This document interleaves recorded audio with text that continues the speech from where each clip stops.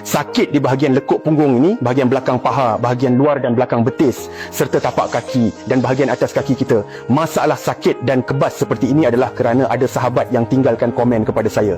Dia kata, dia dah sakit selama 4-5 tahun. Setiap kali berjalan, bahagian ini akan sakit. Tapi bila berehat atau baring di atas katil, tiada simptom.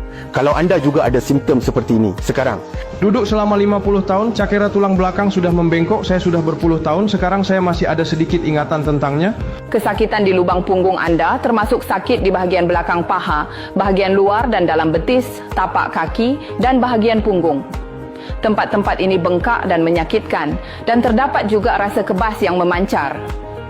Seorang ahli keluarga meninggalkan saya mesej tentang kesakitan dan kebas ini. Dia berkata bahawa dia telah mengalami kesakitan selama 4 atau 5 tahun.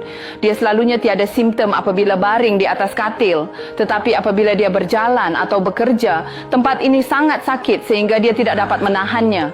Nah, hari ini saya di sini untuk berkongsi dengan anda kaedah yang baik. Hanya sentuhan. Bahan perubatan yang baik digunakan secara eksklusif untuk tulang belakang lumbar menembusi secara mendalam.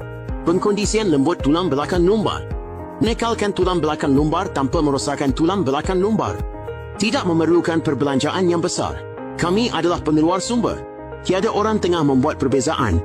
Pesan sekarang dengan penghantaran percuma ke rumah anda. Kerana murah, ramai yang pergi melihatnya. Ramai yang menasihati saya untuk tidak mengambil gambar lagi. Tetapi saya tidak mahu mengalah. Saya mahu lebih ramai orang tahu betapa bergunanya alat ini untuk merawat masalah tulang belakang lumbar. Beli sekali, lembut dan mudah melesap. Mengawal masalah tulang belakang lumbar dari dalam keluar. Sakit belakang disertai sakit punggung dan sakit kaki, sehingga tapak kaki terasa kebas dan sejuk. Tidak perlu mencari jalan. Kawan-kawan yang dulu rasa mahal boleh tutup mulut. Jika anda benar-benar ingin merawat masalah tulang belakang lumbar, klik di bawah untuk mengetahui lebih lanjut. Pesan sekarang dengan penghantaran percuma ke rumah anda. Lumbar kita adalah pinggang. Melindungi pinggang tanpa menyakitkan pinggang. Jika belakang anda sakit, ia juga akan menyakitkan punggung, kaki. Malah tapak kaki anda akan berasa kebas dan sejuk. Tidak boleh membongkok, tidak boleh berjalan. Sekali sehari, teruskan menggunakannya. Pesan sekarang dengan penghantaran percuma ke rumah anda.